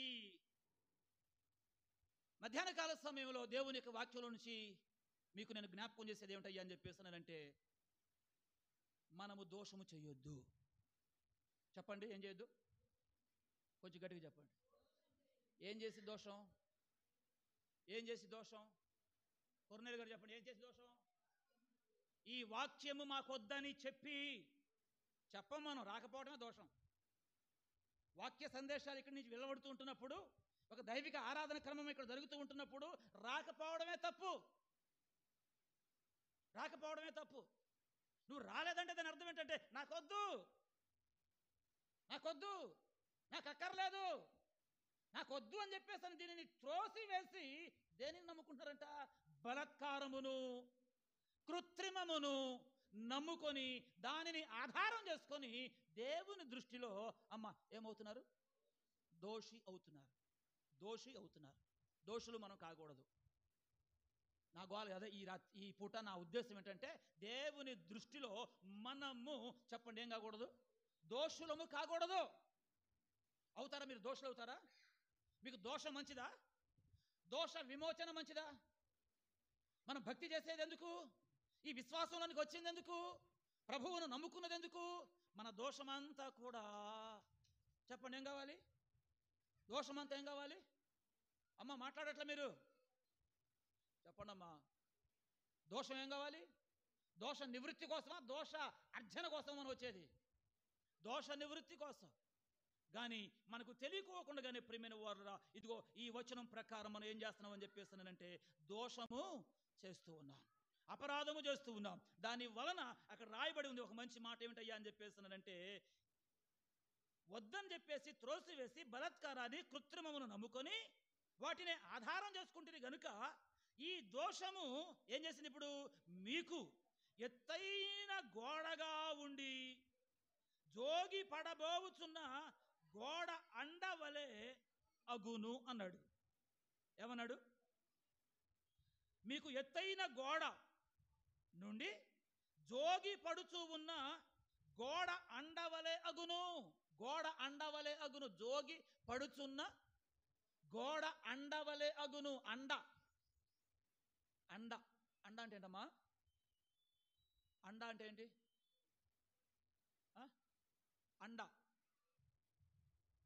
అండుంటేనంట కొండలైనా పాకొచ్చంట, ఎక్కొచ్చంట. అదే అండలేదనుకోండి కష్టం, 2 మెట్లు కూడా మనం పైకి ఎక్కలేం. కాబట్టి అండ ఏది మనకు అండ? ఏమండి మీ అండ ఏంటి? ఎవరు మీకు ఆధారం? ఎవరు మీకు ఆశ్రయం? ఎవరు మీకు ఏమండి సహకారం? ఎవరిని మీరు సహకారిగా ఎంపిక చేసుకొని, ఎవరిని మీరు అండగా చూసుకొని అసలైనటువంటి దేవుడిని మీరు పక్కన పెడుతున్నారో, ఏమండి పక్కన పెట్టవచ్చా? బైబిల్లో ఒకడు ప్రియమైన వారులరా ఏం మాట్లాడుతున్నాడో చూద్దాం రండి. రాజుల గ్రంథం, రాజులు రెండవ గ్రంథం 18వ అధ్యాయం చదవండి ఒక్కసారి 22వ వాక్యం. మా దేవుడైన యెహోవాను. అందరు తీయాలి. రాజులు 2వ గ్రంథం 18వ అధ్యాయము 22వ వాక్యం చదువునా. మా దేవుడైన యెహోవాను మేము నమ్ముకొనుచున్నామని మీరు నాతో చెప్పుదురేమో. సరే అమ్మ ఏం చదువుతున్నావు? 22 కంటే ముందు ఒక్కసారి పైకి వెళ్దాం. 20వ వచనం చూడు ఒకసారి. 20వ వచనం. యుద్ధ విషయములో నీ యోచనయు నీ బలమును వట్టి మాటలే ఎవని నమ్ముకొని నా మీద తిరుగుబాటు చేయుచున్నావు. చాలు. ఏంటి ఇక్కడ ఈ మాట ఏంటండి? ఎవరిని నమ్ముకొని నీవు నా మీద తిరుగుబాటు చేయుచున్నావు? నువ్వు బాగుంది ఈ మాట. ఎప్పుడన్నా వాడారా మీరు? ఎవరిని నమ్ముకొని నమ్మకాన్ని ఉంచి తద్వారా గొప్ప విజయాలు పొందుకోవాలి అని అనుకుంటారో అట్టి వారు ఉంచిన ఆ నమ్మకాలను దెబ్బతీయడానికి కొంతమంది తయారై కూర్చుంటారు. వాళ్ళను మనం గుర్తించాలి. వాళ్ళను గనక మనం గుర్తించుకోకుండా మనం నమ్మినటువంటి ఆ ప్రభువు మీద మనకున్న నమ్మకాన్ని దెబ్బతీసేటటువంటి వ్యక్తులు కొన్నిసార్లు మనకు ఎదురవుతారు. వాళ్ళను ప్రియమైన వారులరా మనం చాలా జాగ్రత్తగా గుర్తించాలి. అందుకే రండి నాతో కూడా కలిసి దైవ గ్రంథమైన పరిశుద్ధ బైబిల్లో రాజులు 2వ గ్రంథం 18వ అధ్యాయము 20వ వచనం ఒకసారి చదవండి ప్రియులరా. యుద్ధ విషయములో 20వ వచనం. యుద్ధ విషయములో నీ యోచనయు నీ యోచనయు నీ బలమును వట్టి మాటలే ఎవనిని నమ్ముకొని నా మీద తిరుగుబాటు చేయుచున్నావు. ఎవరిని నమ్ముకొని నా మీద తిరుగుబాటు చేయుచున్నావు. ప్రియులరా, ఇక్కడ ఒక వ్యక్తి మనకు కనబడుతూ ఉన్నాడు. ఇతను ఎవరయ్యా అని చెప్పేస్తున్నానంటే ఈయన పేరు రబ్షాకే. ఎవరు ఈ రబ్షాకే అని చెప్పేస్తున్నానంటే అషూరీయుల రాజైనటువంటి సెన్హెరేబు పంపినటువంటి ఒక దూత, వార్తాహరుడు. సెన్హెరేబు హిజ్కియా అనబడినటువంటి ఒక వ్యక్తికి, అంటే ఒక రాజుకి పంపినటువంటి వార్త. అక్కడ జరిగినటువంటి ఆ సన్నివేశం అంతా మీరు తర్వాత ఆ 18వ అధ్యాయము 19వ అధ్యాయం ఇదంతా మీరు చదువుకోగలిగితే సెన్హెరేబు అషూరు సామ్రాజ్యాన్ని విస్తరింపజేయడంలో ప్రియమైన వారలారా తను ఒక మంచి నైపుణ్యం కలిగినటువంటి వాడు, ఒక గొప్ప దిట్ట. ఎక్కడికి వెళ్ళినా విజయాలు సాధించాడు. ఎవరి మీదకి యుద్ధానికి వెళ్ళినా విజయమే కానీ అపజయం రాలా. కారణం ఏమిటో మరి, అషూరీయులు ప్రియమైన వారలారా చాలా ప్రమాదకరమైన వ్యక్తులు. వారి యుద్ధ నైపుణ్యం కానివ్వండి, యుద్ధ సంబంధమైనటువంటి వాళ్ళకున్నటువంటి స్ట్రాటజీస్ కానివ్వండి చాలా భయంకరంగా ఉంటాయి. వాళ్ళు పెట్టే బాధలు, వాళ్ళు పెట్టే శిక్షలు, వాళ్ళు చేసే యుద్ధ విధానాలు ప్రియమైన వారలారా చాలా క్రూరంగా ఉంటాయి. అందుచేత ఈ అషూరీయులను వారి చుట్టూ ఉన్నటువంటి రాజులలో ఏ ఒక్కడు కూడా జయించలేకపోయారు. విజయాలే కలుగుతూ ఉన్నాయి. కలిగిన ఆ విజయాలన్నిటిని బట్టి ఇప్పుడు యోధా రాజు అయినటువంటి హిజ్కియా విషయంలో కూడా అటువంటి విజయాన్నే తాను పొందుతాను అనేటటువంటి ఒక నమ్మకత్వముతో హిజ్కియాని, యోధా రాజ్యాన్ని కూడా సొంతం చేసుకుంటాను అనేటటువంటి ఒక దృక్పథంతో ప్రియమైన వారురా హిజ్కియా కానివ్వండి, యోధా రాజ్యం కానివ్వండి ఎవరిని ఆధారం చేసుకున్నారో, ఎవరి యందు వారి నమ్మకాన్ని ఉంచారో, ఎవరిని ఆధారం చేసుకొని ప్రియమైన వారురా వారి రాజ్య పాలన జరిగించుకుంటూ వెళుతున్నారో ఈ విషయాలు ఏమీ సరిగా అర్థం చేసుకోలేని ఈ సెన్హెరేబు ప్రియమైన వారురా హిజ్కియా దగ్గరికి పంపినటువంటి వార్త ఏమిటయ్యా అని చెప్పేస్తానంటే, యుద్ధ విషయంలో నీ యోచన, నీ బలము జస్ట్ వట్టి మాటలే, నీ వల్ల ఏం కాదు. ఎవరిని నమ్ముకొని నీవు నా మీదికి యుద్ధం చేయడానికి వస్తూ ఉన్నావు అని చెప్పేస్తానంటూ ఇక్కడ అంటాడు. 21వ వచనం మీరు తర్వాత చదువుకోండి. అక్కడ ఐగుప్తు దేశం ఒకటి మనకు కనబడుతుంది. ఐగుప్తు రాజులు మనకు కనబడతారు. ప్రియులరా, ఒకవేళ వాళ్ళని ఆధారం చేసుకున్న మీదకి వస్తున్నావా? ఐగుప్తు ఎటువంటిది అనుకుంటున్నావు? ఐగుప్తు రాజు ఎటువంటి వాడు అనుకుంటున్నావు? జస్ట్ నలిగిన రెల్లు వంటి ఐగుప్తును కాదు నువ్వు ఆధారం చేసుకోవాల్సింది. దానిని ఆధారం చేసుకొని నా మీదికి వస్తే ఏమవుతుందో తెలుసా అని చెప్పేసి తర్వాత వచనాలలో ప్రియమైన వారలారా ఆయన అంటాడు, నేను ఎక్కడికి యుద్ధానికి వెళ్ళానో, ఎవరి మీద నా ప్రతాపం చూపించానో వారందరూ కూడా ఏమైపోయారో తెలుసా నీకు అని చెప్పేసి అన్నట్టుగా ప్రియమైన వారలారా ఈయన గారు మాట్లాడుతూ అంటాడు. ఒకసారి రండి 19వ అధ్యాయము 10వ వచనం చూడండి ఒకసారి. ఇప్పుడు 19వ అధ్యాయము 10వ వచనం. యూదా రాజుకు హిజ్కియాతో ఇలాగు చెప్పుడి, యెరూషలేము అష్షూరు రాజు చేతికి అప్పగింపబడదని చెప్పి నీవు నమ్ముకొని ఉన్న నీ దేవుని చేత మోసపోకుము. ఏంటంటండి, అష్షూరు రాజు అంటాడు ఇక్కడ, యెరూషలేము అష్షూరు రాజు చేతికి అప్పగింపబడదని ఒకవేళ నీ దేవుడు చెప్పాడేమో, నీవు నమ్ముకున్న నీ దేవుడు చెప్పాడేమో, నీవు నమ్ముకున్న నీ దేవుడు చెప్పిన దానిని బట్టి ఆ మాటను ఆధారం చేసుకొని, ఆ వాగ్దానాన్ని ఆధారం చేసుకొని అష్షూరు సామ్రాజ్యానికి అధినేతనైనటువంటి సెన్హెరేబు అని పిలువబడుతున్న నా మీదకి నీవు యుద్ధానికి రావాలనుకుంటున్నావేమో, జాగ్రత్త. నీ దేవుడు చెప్పిన మాటను నీవు నమ్మొద్దు. నీ దేవుడు చెప్పిన మాటను నీవు నమ్మి నా మీదకి యుద్ధానికి వస్తే నీవు నీ దేవునిని నమ్ముకొనినందువలన నీ దేవుని చేత నీవు మోసగించబడతావు అని అంటాడు ఇక్కడ. ఏమండి, ప్రభువు నమ్మదగినవాడు, ఆపత్కాలంలో నమ్ముకొనదగిన సహాయకుడు అని చెప్పేసి ఆయనను గురించి మేము బోధిస్తుంటే, ఆయనను గురించి మేము ప్రకటిస్తుంటే, ఆయనను గురించి మేము తెలియజేస్తూ ఉంటే, ఈ సమాచారాన్ని విశ్వసించినటువంటి విశ్వాసుల జీవితాలలో కార్యసాధకము కాకుండా ఇదిగో ఈ సెనహెరేబు లాంటి వాళ్ళు ప్రేమైన వారులరా పలుమార్లు మన విశ్వాసం మీద దెబ్బ కొడతారు. దేవుడు మనకిచ్చినటువంటి వాగ్దానం మీద మనకు ఉండవలసిన నమ్మిక లేకోకుండా అపనమ్మకం వచ్చి పడేటట్లుగా ప్రియమైన వారురా దెబ్బ తీయడానికి సెనహెరేబులు పలుమార్లు మన మీద ప్రయత్నాలు చేస్తారు. జాగ్రత్తగా ప్రతి క్రైస్తవ విశ్వాసి ఈ విషయాన్ని గమనించాలి.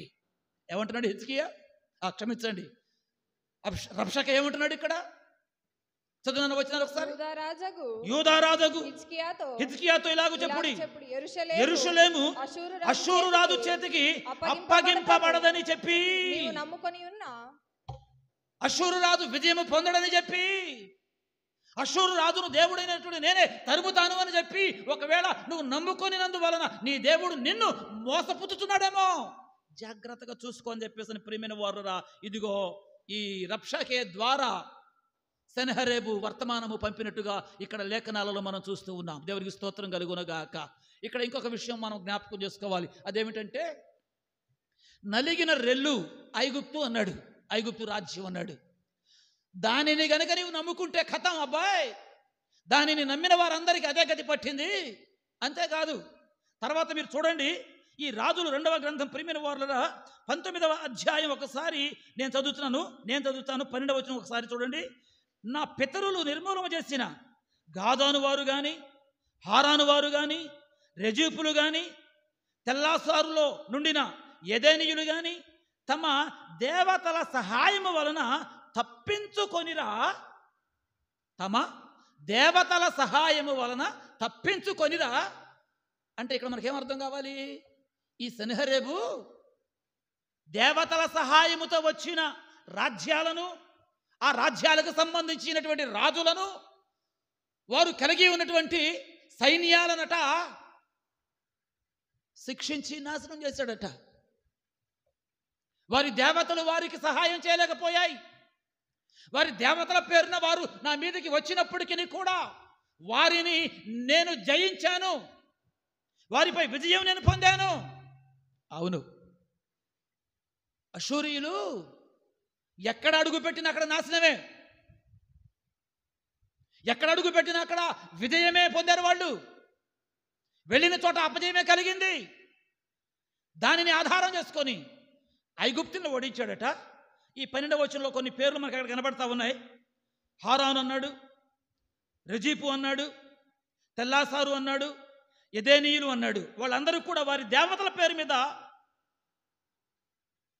ఈ సెనహెరేబు యుద్ధానికి వస్తే సెనహెరేబు వాళ్ళందరినీ జయించాడు. వాళ్ళ దేవతలు వారికి ఏమీ సహాయం చేయలేదు.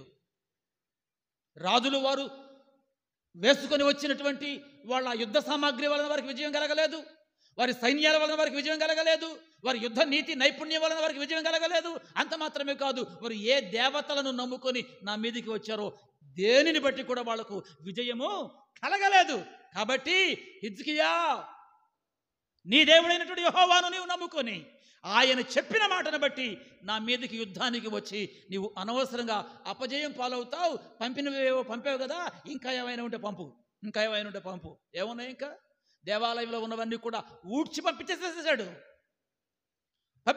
పంపించిన వాటిని పొందుకోవడానికి అలవాటు పడినటువంటి రబ్షాకే, లేకపోతే అలవాటు పడినటువంటి ఆ సెనహెరేబు ప్రియమైన వారులరా ఇంకా ఏమైనా ఉంటే పంపు అంటున్నాడు. ఇంకేముంది? అంత ఖాళీ, ఖజానా మొత్తం ఖాళీ. ఏదో సంధి చేసుకుందాం అనుకున్నాడు, కానీ క్రీస్తునందు ప్రియమైన వారురా ఏమాత్రం కూడా అతడు ఒప్పలేదు. ఆ తర్వాత మీరు చదువుకుంటూ వెళితే ప్రియమైన వారురా అతడు తన దేవతలను బట్టి వారెవరు కూడా విజయాన్ని పొందలేదు. అలాగే నీవు కూడా నీవు నమ్ముకొనినటువంటి నీ దేవుని చేత నీవు మోసపోవద్దు అని చెప్పేసి అన్నట్టుగా మాట్లాడుతున్నాడు. ప్రియులురా, మనము నమ్ముకొనినటువంటి మన దేవుడు, మనము ఆధారం చేసుకున్నటువంటి మన దేవుడు ఆయన మోసం చేసేవాడు కాడు. ఆయన మోసం చేస్తున్నాడు అని చెప్పేసి ఎవడైనా మాట్లాడితే వాడొక సెనహెరేబే. నీ ఇరుగువారు కావచ్చు, నీ పొరుగువారు కావచ్చు, నీవు నీ దేవునిలో ఎదుగుతూ ఉంటే, నీవు నీ దేవునిలో ఆనందిస్తూ ఉంటే, నీవు నీ దేవునితో కలిసి సహవాసం చేస్తూ ఉంటే, తద్వారా గొప్ప విజయాలను పొందుకుంటూ విజయ దుందుబి మోగిస్తూ ఉంటే అది చూచి సహించని సెనహెరీబులు ఒకవేళ నిన్ను మోసం చేస్తున్నారేమో జాగ్రత్తగా పరిశీలన చేసుకో ప్రియ దేవుని బిడ్డ, పరిశీలన చేసుకో. నీవు నమ్ముకొనినటువంటి దేవుడు సెనహెరీబు అనుకుంటున్నట్టుగా మోసం చేసేవాడు కాడు, నిన్ను మధ్యలో వదిలిపెట్టేవాడు కాడు. ఆయన సహాయం నువ్వు కోరుకోగలిగితే, ఆయన కృప కొరకు నువ్వు కనిపెట్టగలిగితే దేవుడు గొప్ప విజయాన్ని చేకూర్చి పెడతాడు. వాస్తవానికి రబ్షాకే పలికిన మాటలను బట్టి హిజ్కియా గుండె పగిలిన వాడై అదిరిపోయి ప్రియమైన వారురా ఏం చేయాలో అర్థం కాక అయోమయం అయిపోవాలి. కానీ ఏం చేశాడో తెలుసునా? 19వ అధ్యాయము 1వ వచనంలో క్రీస్తునందు ప్రియమైన వారురా ఆయన చేసిన మంచి పని ఒకటి మనకు కనబడతా ఉంది. ఒక్కసారి చూస్తారా? 19వ అధ్యాయము 1వ వచనం. ప్రియులారా, హిజ్కియా విని తన బట్టలు చింపుకొని గోనె పట్ట కట్టుకొని యెహోవా మందిరమునకు పోయి తన సంగతి అంతా కూడా, తనకు ఎదురవుతున్నటువంటి ప్రతికూల పరిస్థితులన్నీ కూడా తాను ప్రార్థన చేసినట్టుగా దేవుని యొక్క వాక్యంలో మనం చూస్తాం. అలాగే ప్రియమైన వారులారా, ప్రార్థన చేయమని దైవ సేవకుని సహాయము కూడా కోరినట్లుగా దేవుని యొక్క లేఖనాలలో ఈ 19వ అధ్యాయపు ప్రారంభపు వచనాలలో మనము చూడగలుగుతాము. దేవునికి స్తోత్ర. Praise the Lord. ఈ మధ్యాహ్న కాల సమయంలో ఈ సందేశాన్ని ఆలకించుతున్న నా ప్రియ దేవుని బిడ్డలారా, బయట ఎంతమంది సెనహెరీబులు ఎన్ని రకాలుగా మనలను నిరాశపరుస్తున్నా, ఎన్ని రకాలుగా మనలను దూషిస్తున్నా, ఎన్ని రకాలుగా మనలను ప్రలోభ పెడుతూ ఉన్నా, నీవు నమ్మిన దేవుని శక్తి సామర్థ్యాలు ఏమిటో నీకు అర్థమైతే దేవుని మందిరాన్ని విడిచిపెట్టవు. దేవునికి స్తోత్రం. దేవుని సన్నిధిని విడిచిపెట్టవు. దేవునికి స్తోత్రం. దేవుని మందిరంలో ప్రార్థన చేయడం మానవు. దేవునికి స్తోత్రం. దేవుని శక్తి సామర్థ్యాల మీద ఆధారపడటం ఏ మాత్రం కూడా మానవు. కానీ ఈ కడవరి దినాలలో క్రైస్తవ విశ్వాసకి చేతగానిది ఏమిటంటే, అర్థం కానిది ఏమిటంటే, ప్రియమైన వారులారా, దేవుని మందిరానికి రావడం, దేవుని మందిరంలో కలిసి సహవాసం చేయడం, దేవుని మందిరంలో కూర్చొని ప్రార్థన చేయటం, ఇది చేతగాక ఎవడో సెనహెరీబు లాంటి వాడు ఏదో వాగాడని చెప్పేసి దాన్ని ఆధారం చేసుకొని నీవు దేవునికి దూరం అయితే నీ వెంట అపజయమే పరిగెత్తుకుంటూ వస్తుంది. కానీ హిజ్కియా దేవుని మందిరంలోనికి వచ్చాడు, దేవుని సన్నిధికి వచ్చాడు, ప్రార్థించాడు, దైవ సేవకుని మీద ఆధారపడ్డాడు, అతడు ప్రార్థన చేయమని కోరాడు. ప్రార్థన అంతా విన్న దేవుడు ఇచ్చిన సమాధానం ఏమిటో తెలుసునా? మీరు తర్వాత చదువుకోండి ప్రియమైన వారులారా. 19వ అధ్యాయము, రాజులు 2వ గ్రంథం 19వ అధ్యాయము 10వ వచనం నుండి అధ్యాయం చివరి వరకు మీరు చదువుకుంటూ వస్తే దేవుడు ఎంత అద్భుతమైనటువంటి సమాధానం ఇచ్చాడు. రబ్షాకే ద్వారా సెనహెరీబు పంపినటువంటి వార్త అంతా ఏదైతే ఉందో దాని అంతటిని కూడా నా దేవుడు అంటున్నాడు, వాడు వేస్తూ ఉన్న రంకెలన్నీ నేను చూస్తూ ఉన్నాను, వాడు పలుకుతున్న ప్రగల్భాలన్నీ నా సన్నిధికి వచ్చాయి. ఆ మాటలని చదువుకోండి. తర్వాత వాడు రంకెలు వేస్తున్నది హిజ్కియా నీ మీద కాదు, నిన్ను వాణిని కూడా కలగజేసినటువంటి సకల లోక సర్వ సృష్టికి కారకుడైనటువంటి నా మీదే వాడు రంకెలు వేస్తూ ఉన్నాడు. వాడు ఎలాగున వచ్చాడో వాడు తిరిగి అలాగే పోతాడు. వాడి రంకెలేవి కూడా ఇక్కడ సాగవు అని చెప్పేసి దేవుడు ఈ 19వ అధ్యాయంలో ప్రియమైన వారురా 24, 25, 26, 27, 28 ఈ వచనాలన్నీ కూడా మనం చదువుకుంటూ పోతే ఆ విషయాలన్నీ కూడా మనకు కనబడతాయి. ఇప్పుడు అవన్నీ వివరించి చెప్పడానికి సమయం కాదు, కానీ జస్ట్ ఒక్క మాట మీకు నేను జ్ఞాపకం చేయనివ్వండి. 34వ వచనంలో దేవుడు అంటాడు, నా నిమిత్తమును నా సేవకుడైన దావీదు నిమిత్తమును నేను ఈ పట్టణమును కాపాడి రక్షించదను. దేవునికి స్తోత్రం కలుగును గాక. హల్లెలూయా, హల్లెలూయా. ఈ పట్టణమును కాపాడి రక్షించదను. ఎవరి నిమిత్తం? నా నిమిత్తమును, నా సేవకుడైన దావీదు నిమిత్తమును ఈ పట్టణమును నేను కాపాడతాను అని చెప్పేసి దేవుడు గొప్ప అభయం హిజ్కియాకి దేవుడిస్తూ ఉన్నాడు. దేవునికి స్తోత్రం. ఏ పరిస్థితిలోనో తెలుసా? సెనహెరీబు లాంటి క్రూరత్వముతో నింపబడినటువంటి దండంతా కూడా యూదా రాజ్యం మీదకి యుద్ధానికి కాలుదవుతున్నటువంటి ఈ భయంకరమైనటువంటి పరిస్థితుల మధ్యలో దేవుడిస్తున్న అభయం, నా నిమిత్తమును నా సేవకుడైన దావీదు నిమిత్తమును ఈ పట్టణమును నేను కాపాడుతాను. దేవునికి స్తోత్ర. ప్రియులరా, ఇక్కడ మనం నేర్చుకోవాల్సిన ప్రాముఖ్యమైన నీతి ఒకటి ఉంది. దేవుడు అంటున్నాడు, దావీదు నిమిత్తము ఈ పట్టణాన్ని కాపాడుతాను. వాస్తవానికి దావీదు అప్పుడు అక్కడ లేడు. దావీదు చరిత్ర గతించిపోయి అప్పటికే కొన్ని తరాలు అవుతూ ఉంది, కొన్ని సంవత్సరాలు అవుతూ ఉంది. కానీ దావీదును దేవుడు జ్ఞాపకం చేసుకుంటున్నాడు. హిజ్కియా కాలంలో పట్టణాన్ని కాపాడుతానంటున్నాడు దేవుడు. ప్రియ దేవుని బిడ్డ, ఒకవేళ నీ పేరు గనక దేవుడు ఇలాగున ఎత్తి నిన్ను బట్టి ఈ పట్టణాన్ని కాపాడుతాను అని గనక అంటే నీకెంత గౌరవం, నీకెంత ఘనత, నీకెంత ఖ్యాతి ఉందా? ఆ స్థాయి, విశ్వాసములో ఎదుగుదల, దేవుని కొరకైన ఆరాటం, దావీదు లాంటి ఏమండి దైవ సంబంధమైన విషయాల కొరకైనటువంటి అద్భుతమైన ఆసక్తి, దావీదుకున్నటువంటి ఆరాధన ఉద్దేశం, ఆరాధన భావం, ఆరాధన కొరకైన ఆసక్తి, ఇది గనక నీవు నేను మనం కలిగి ఉండగలిగితే దావీదు నిమిత్తమై పట్టణాన్ని కాపాడుతానంటున్నాడు. నీ నిమిత్తమై నీ కుటుంబాన్ని దేవుడు కాపాడాలి, నీ నిమిత్తమై నీ బిడ్డలను దేవుడు కాపాడాలి, నీ నిమిత్తమై ఇప్పటికి మాత్రమే కాదు కానీ రాబో తరములో కూడా నీ పేరెత్తి అవసరమైతే, నీవు చేసిన భక్తిని బట్టి, నీ విశ్వాసమును బట్టి, నీ ప్రార్థన జీవితాన్ని బట్టి, నీ యథార్థతను బట్టి, నీ నీతిని బట్టి ప్రియమైన వారు రాబో తరాలకు నిన్ను ఎత్తి, నీ పేరెత్తి దేవుడు చెప్పాలి, దావీదును బట్టి నేను ఈ పట్టణాన్ని కాపాడుతాను. ఎంత అద్భుతం, ఎంత అద్భుతం. అంతే, ఆ మాట పట్టుకున్నాడు, ప్రభు సన్నిధిలో ప్రార్థన చేశాడు. ఏం జరిగిందో తెలుసా? ఆ రాత్రే, చదువుకోండి మీరు తర్వాత, ఆ రాత్రే 35వ వచనంలో ఉంటుంది ప్రియమైన వారు, ఆ రాత్రియే యెహోవా దూత బయలుదేరి అషూరు వారి దండు పేటలోనికి జొచ్చి 185,000 మందిని హతము. దేవునికి స్తోత్రం కలుగును గాక. Praise the Lord, praise the Lord, praise the Lord. ఆ రాత్రే ఎంతమంది అండి? 185,000 మందిని ఒక్క దూత దిగి వచ్చి అద్భుతమైన విజయాన్ని చేకూర్చిపెట్టాడు దేవుడు.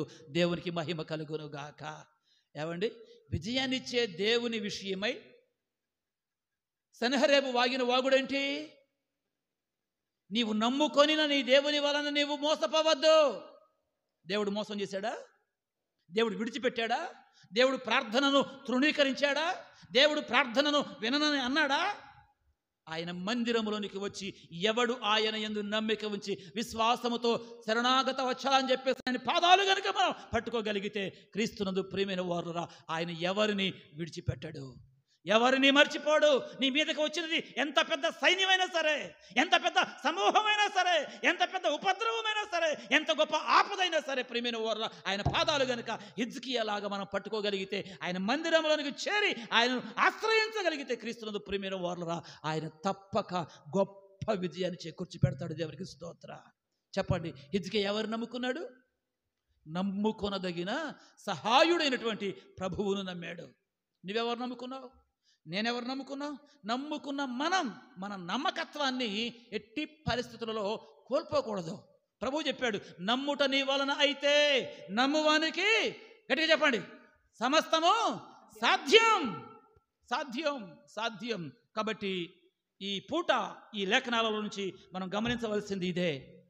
మన నమ్మకత్వాన్ని మనము కోల్పోయేటట్టుగా ఏ రబ్షకే మన మీద ఏ ప్రయోగం చేసినా కూడా వాటికి మనము చోటీక దేవుని మీద ఆధారపడదాం, దేవుని సహాయాన్ని కోరుకుందాం.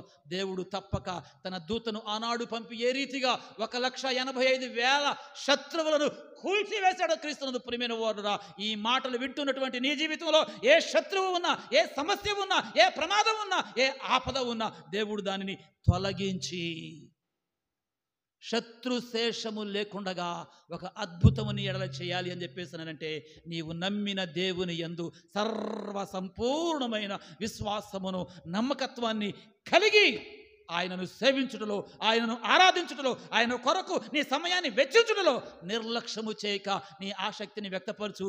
దేవుడట్టి గొప్ప కృపలో ఈ పూట చేరి వచ్చిన మనలందరినీ, ఈ మాటలు ఆలకించుతున్న ప్రతి ఒక్కరిని దేవుడు నింపి నడిపించును గాక.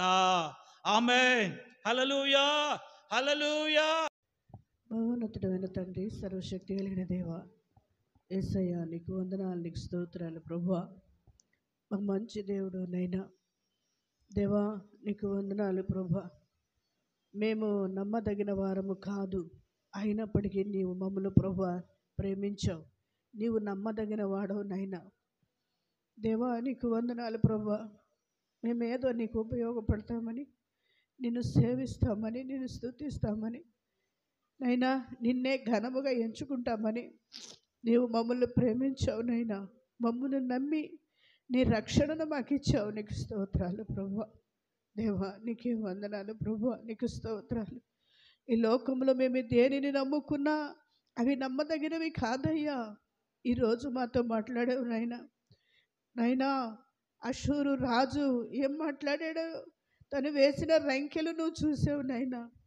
మీ బిడ్డ అయినా నాయనా రాజు అయినప్పుడు నీ హిజ్కియా మీ సన్నిధిలో కూర్చొని ప్రార్థించడం, మీ సన్నిధికి పోవడం దేవా మీరు చూశారయ్యా. నైనా తన పట్ల మీరు చేసిన అద్భుతం, తన రాజ్యం పట్ల మీరు చేసిన అద్భుతాన్ని బట్టి నీకు వందనాలు నైనా. మేము మీ సన్నిధిలో కూర్చొని మీ సహాయాన్ని అడిగితే చాలు దేవా. నువ్వు నమ్మదగిన సహాయకుడు నైనా.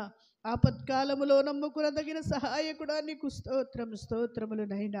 మనుషులు నమ్ముకున్నట కంటే, రాజులు నమ్ముకున్నట కంటే యెహోవాను ఆశ్రయించడం మేలని మీరు సెలవిచ్చారు దేవా. నీకు స్తోత్రాలు. మేమందరము మా బ్రతుకు దినాలన్నిటిలో మిమ్మల్ని ఆశ్రయించడానికి, మిమ్మల్ని సేవించడానికి, మిమ్మల్ని స్తుతించడానికి మీరు సహాయం చేయి ప్రభువా. దేవా నీకు వందనాలు. మిమ్మల్నే నమ్ముకోవాలి నైనా. మనుషులు నమ్మితే వంచారయ్యా. దేవా నీకు వందనాలు ప్రభువా. ఎక్కడ చూసినా మోసము, దగ, వంచన కనబడుతున్న ఈ రోజులలో ప్రభువా మాకు దొరికినందుకు నీకు స్తోత్రాలు. నిజ రక్షకుడా నీకు వందనాలు చెల్లించుకుంటున్నాను ప్రభువా. దేవా మిమ్మల్ని నమ్ముకున్న ప్రభువా హిజ్కియాకు ప్రభువా నేవా ఒక్క రాత్రే మీ దూతను పంపించి అషూరు రాజ్యంలో ఉన్న 1,85,000 మందిని ప్రభువా హతమార్చినట్లుగా దేవా మీ దూతను పంపించారయ్యా. దేవా యూదా ప్రజలు ఏం చేయలేదు, చేతికి మట్టి అంటుకోకుండా నువ్వే వ్యాజ్యాన్ని తీర్చిన దేవా నీకు వందనాలు. మా పక్షాన నువ్వు న్యాయము చేయగలవు దేవుడు ప్రభువా. దేవా నీకు వందనాలు నైనా. నిన్నే నమ్ముకోవడానికి మీరు సహాయం చేయండి. మా బ్రతుకు దినాలన్నిటిలో నిన్నే నమ్ముకోవడానికి మీరు సహాయం చేయి. నిన్నే సేవించాలి, నీ మీద ఆధారపడాలి ప్రభువా. నీ వాక్యాన్ని మేము విడిచిపెట్టకుండగా దేవా, మీ వాక్యాన్ని త్రోసివేయకుండగా దేవా మీరు సహాయం చేయండి నాయనా.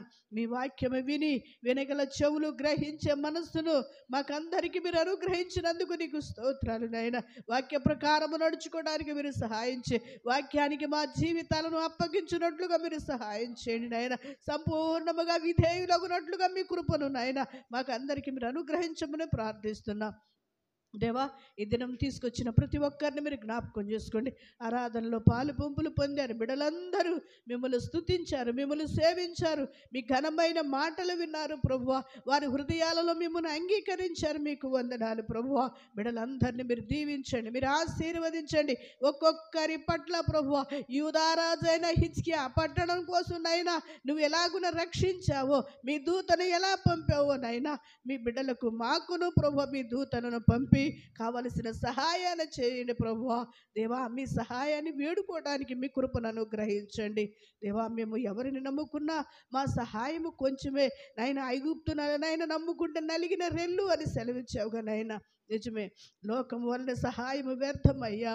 మేము మీ సహాయాన్ని కోరుకొని మీ మీద ఆనుకోవడానికి నాయన, తద్వారా మీ చేత దీవించబడడానికి మీరు సహాయం చేయమని దేవా మీ కృపను మా అందరికీ సమృద్ధిగా అనుగ్రహించమని నైనా. మీ సన్నిధికి వచ్చారు బిడ్డలందరినీ, కుటుంబాలను పేరు పేరు వరుసన మీరు దీవించి ఆశీర్వదించమని యేసు ప్రభు పరిశుద్ధ నామమున అడిగి వేడుకుంటున్నాము తండ్రి.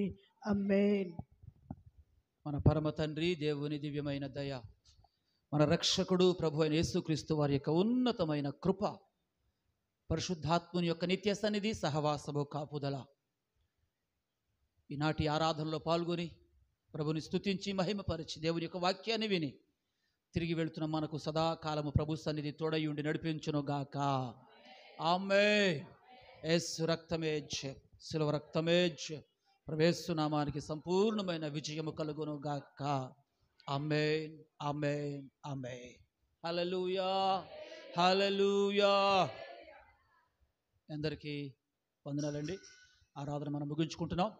మన కుటుంబాల్లో చాలామంది రాలేదు, ఇంటి దగ్గర ఉండి చేసేది ఏమీ లేదు. సాయంత్రం